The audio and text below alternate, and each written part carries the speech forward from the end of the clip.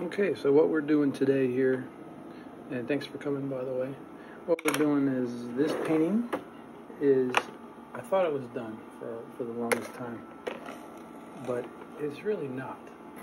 It's really not quite done.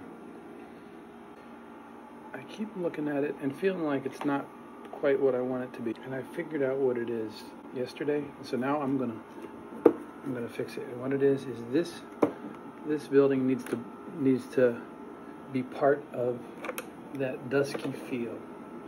So what I'm gonna do is I'm gonna try adding a little bit of blue, maybe a little bit of pink. Look at this dirty palette. The only wet things in this whole palette are this blue and this pink over here. But I think it's a little translucent. I don't think it's gonna be too hard to do this, but I'm gonna let you kind of watch here.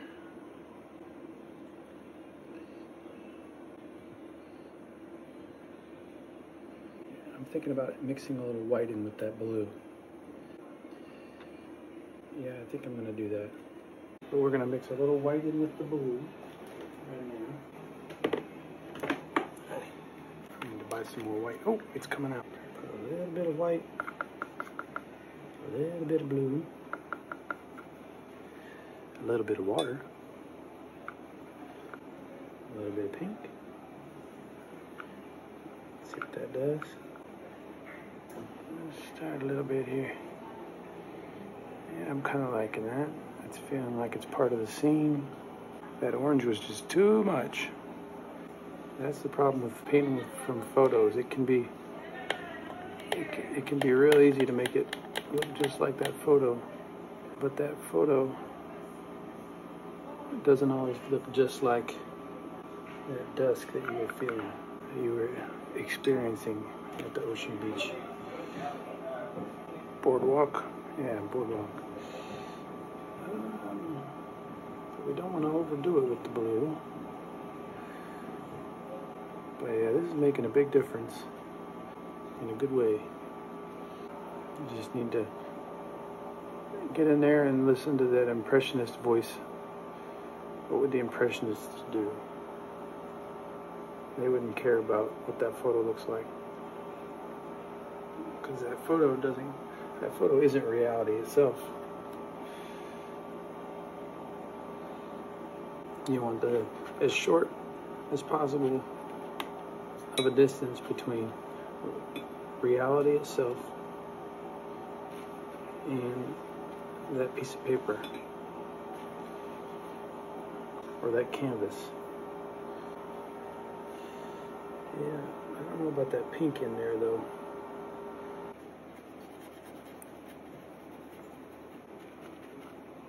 Your perceptions are precious. Nobody can tell you what your perceptions are. And if you are faithful to your perceptions and honest, then other people might resonate with those perceptions.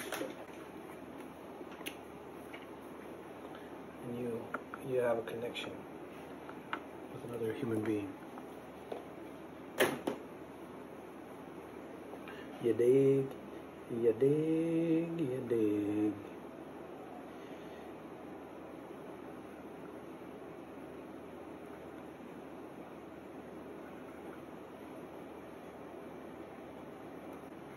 So I got this friend of mine, he's really into cryptocurrencies and stuff like that. I don't know too much about all that stuff, but he's always telling me about this and that, and I'm always happy to listen and see what I can learn. And when I'm curious about something in the cryptocurrencies, I'll always go to him and get his take on it. And yeah, I recently met this guy. So yeah, it was maybe a few months ago. But we're kind of starting to become friends, you know.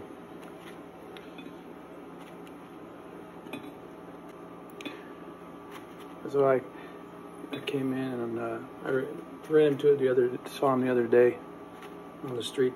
They say, "Hey, what's cracking?" He said, "Cracking is a cryptocurrency platform that deals international company, non-user-friendly crypto exchange." Anyway, yeah, so that's my little joke there. I think we need a more bluey blue feel here.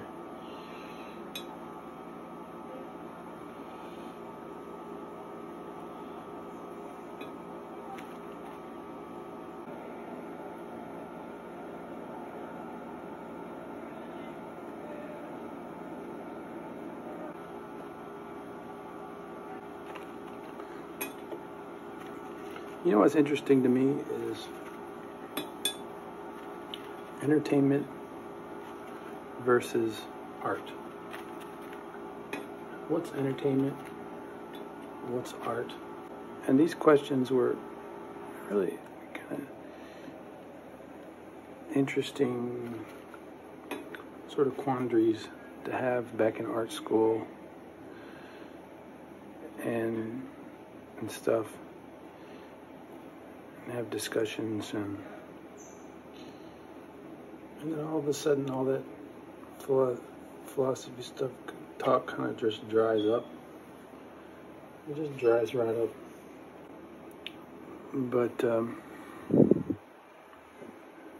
art versus entertainment, and caricatures just lies right smack dab in the middle of it.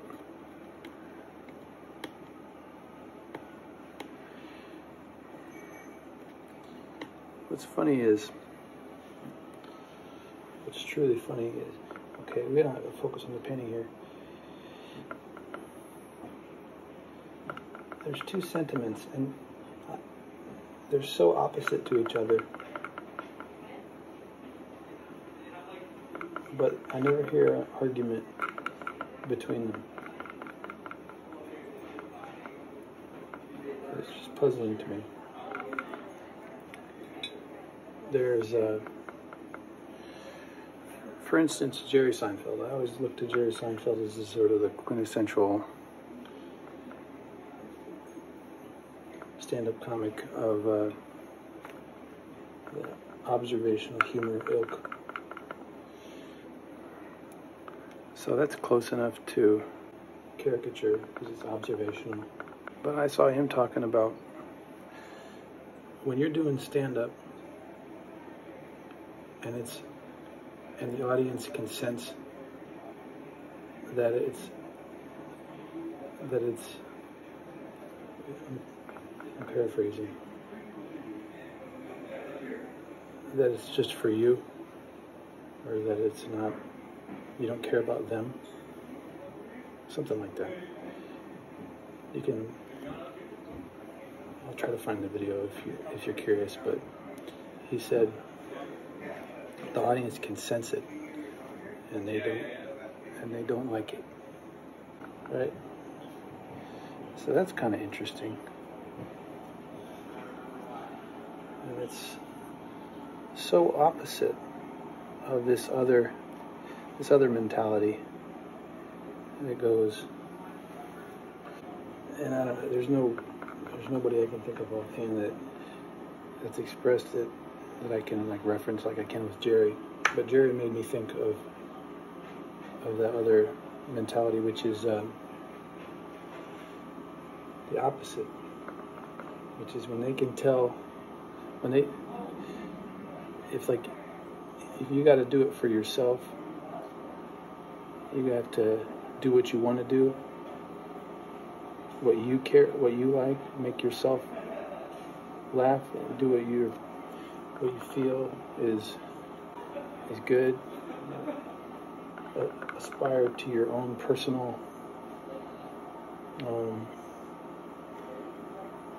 what's the word I'm looking for?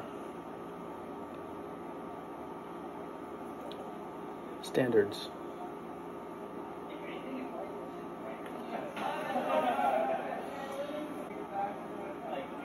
And then the audience will feed off of that, and the audience will enjoy it. So to simplify, it's kind of like one side is saying it has to be for them. And if it's not for them, they're not going to like it. And the other side is saying it has to be for you. And if you try to do it for them, then neither you nor them will end up liking it, because you're just trying to please.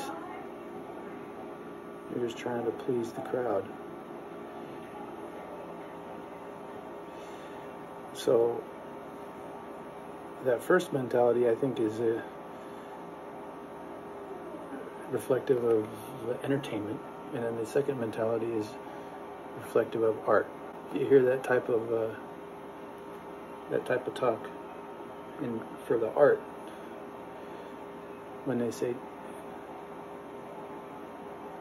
to appeal to your own personal aesthetics and stuff, and then the other one just Jerry, I've heard express it, but it's enough that Jerry would say it, that Jerry Seinfeld would say it. And I don't think he, I'm sure you can reconcile, or he would reconcile that if somebody called him out, and he'd find a way to make it so it's not just simply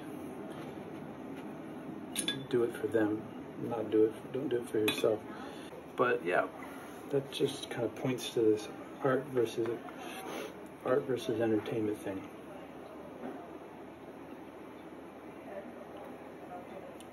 And growing up, I always knew I was an artist, wanted to be an artist. I guess just because I like to draw.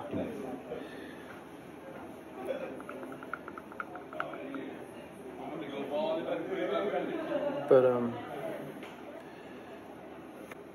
don't like that pink in there. Let's do orange.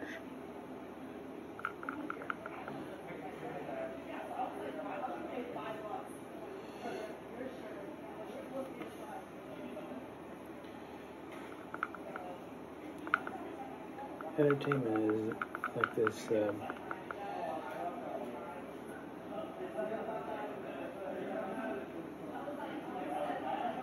this thing where it's like it's like Chicago. It's like giving the old razzle dazzle, and then art is more personal, and it's got much better. Like people assume that art is a good thing. Making art, like, it's very taken for granted. Like, it's always stated with just this assumption that creating art or appreciating art, going to the museum, that kind of thing, that it's just automatically good. And then entertainment is something like where you don't want too much of it, and it's like it's always got this negative connotation.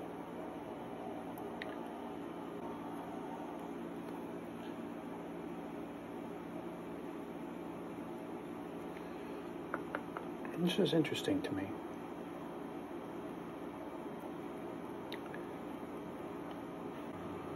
When I think of entertainment in a negative way, I just remember one time I was sitting there in front of the TV watching some Bullwinkle cartoon reruns, and, or maybe it was a video, but it just played one after the other. They're pretty short and they're kind of dumb. And eventually I found myself just sitting in front of the TV, not because I was getting anything from the show or enjoying it even necessarily. It was just, I was just watching it because it was there, because it was on. And I kind of caught myself and I was like, what am I doing?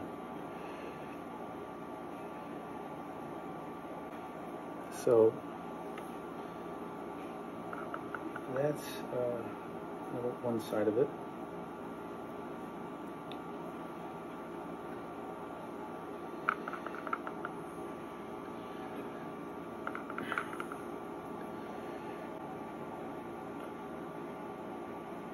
here's something I was thinking about recently, is that like this question of, do you do it for yourself or do you do it for them, the audience, you know? Do you do it for others? It sounds good when you say, I do it for others. It sounds very selfless. But if you say, do it for the audience, cater to the audience, what are you doing for the audience? Anyway, I was thinking about this question, and for caricatures, it's just particularly difficult to reconcile this question.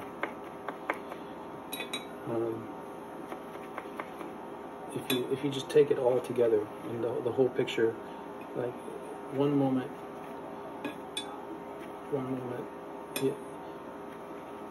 we're saying things that seem to suggest that we have to entertain ourselves, and then at one moment we're saying things where we have to think about the audience and entertain the audience. And I think it's just the puzzling nature of it, like the irreconcilable, yeah, something about it just seems to, like, live caricatures itself seems to me to reveal some problem with the very question of it.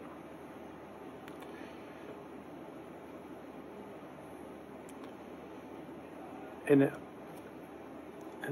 I can't say exactly what that is.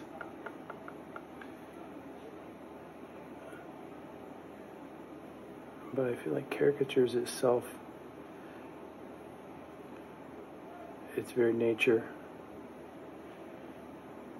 if you experience it, if you get a live caricature drawn, and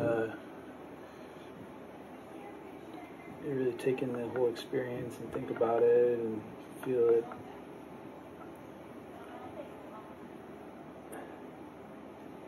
it seems to sit at a point right in the middle that just blows a hole in that dichotomy, in that whole dichotomy. Like this dichotomy is being upheld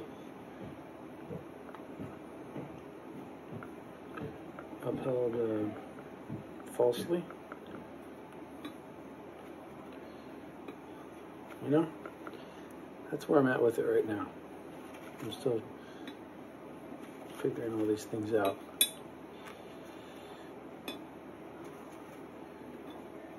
Like if you look at studio painters, that whole thing, like gallery. And you think about the discussions you have with one of them, somebody in that space.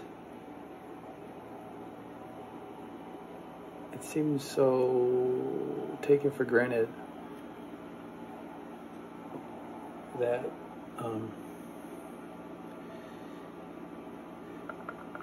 they're going in really personally, really deeply into their own selves and expressing something primal or personal.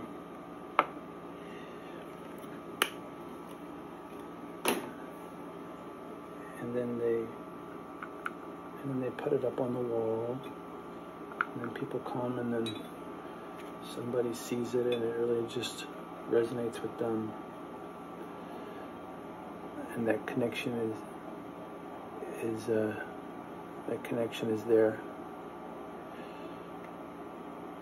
That connection happens.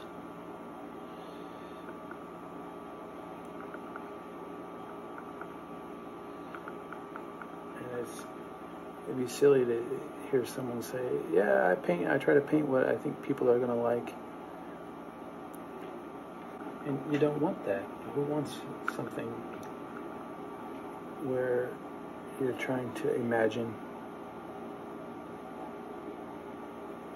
what other people like? Okay, that building is starting to set back there in that space a little bit with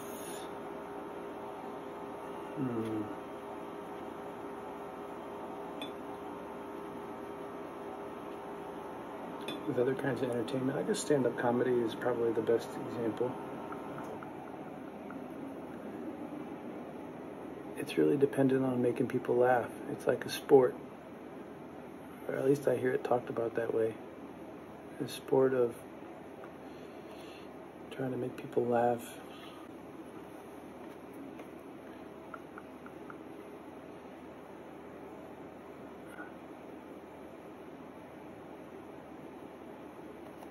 But these things are all changing, and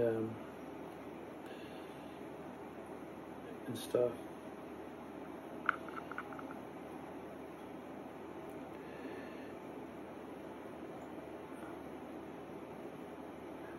I don't know. So, yeah, I always end everything with, I don't know. It's probably, I guess that just means I don't know. I don't have anything broad and conclusive to say. I was listening to NPR today, and they always say, sort of, or they say, kind of,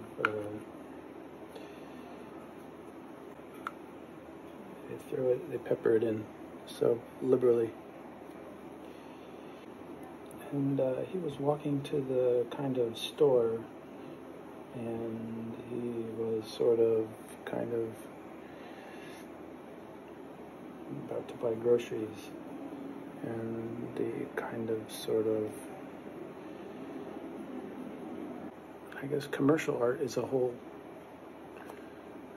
genre in a way.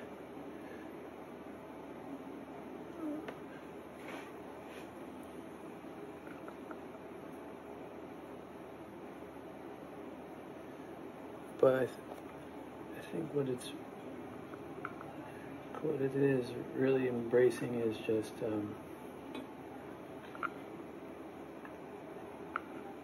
doing those things that are classic sorts of practices that people still enjoy. Everybody really still enjoys, but trying to take the pretension out of it. Well, you can go too far in that direction too. But commercial art, nobody likes commercial art per se. Anybody who prints a magazine, they want to put like legit art in there. They find some guy who did a painting of something that has to do with their story. And so they're curators, you know. I guess I'm still thinking in terms of magazine illustration.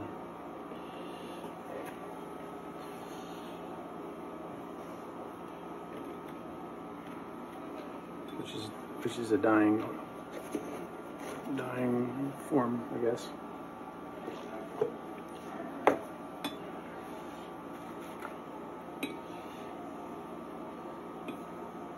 It's like commercial art is a genre. If that's a genre, would you say commercial food is a genre? Like, who can make the most broadly appealing food? Or is it all kind of dead? Commercial art as we know it? Because now we've reached a point where it's like one of the goals with art is to do something, is to capture a moment, capture a real moment, and that can be preserved. A real moment that speaks to the nature of existence and all that, you know. And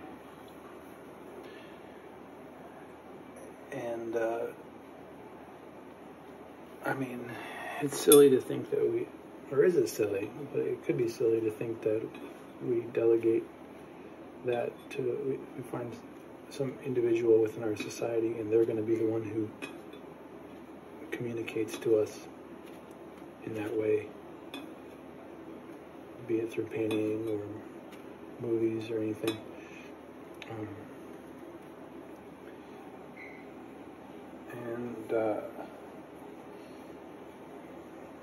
But now everybody has a means to do that, and it's become super democratized. So oh, that building's straight up blue now. Do I like it? I think I do. I think I want to put a little more blue back in there too, in that little orange spot.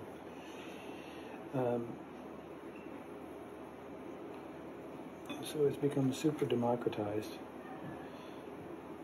and it's just the content creators and the curators, and that's it. Is that how it is? But wherever there's an artist, there's probably a culture upholding that artist.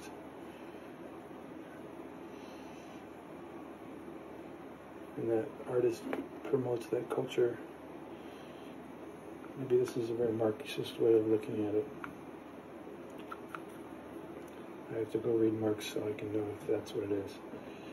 But, I want to say but so I can somehow take a little turn here, but I'm not sure what if I can do that or not. But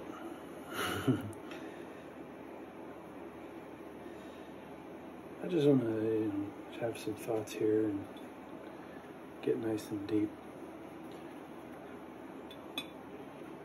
Let's see if we can have a discussion in the YouTube comments without getting super pretentious about it. And just talk about, maybe we can just talk about what is, and what is and what will be, and what's going on in the world, and what's going on within ourselves.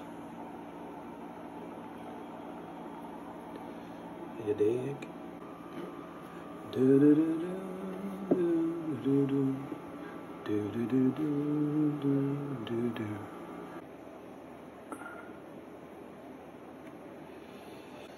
Like music, it's definitely art. It's also definitely entertainment. Does it lean toward art or does it lean toward entertainment? Well, it's like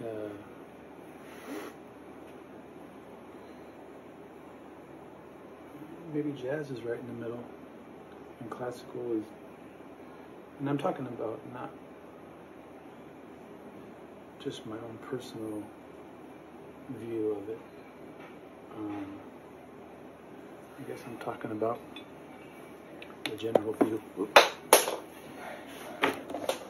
But people think of like people think of it as like a concert violinist they don't think of him as an entertainer. But they think of a fiddle player as an entertainer. It's the same instrument. It's just the difference is one of them you play sublimely and passionately, and the other one you fiddle around on. You fiddle around with it. Fee fi filly-I-O, fee fi filly-I-O, fee fi filly-I-O, strumming the old fiddle. Isn't that funny how they say fee fi fiddly-I-O and then it ends up being a banjo? Spoiler. Ooh, all the funny stuff's at the end of this video. Thanks for tuning in, folks.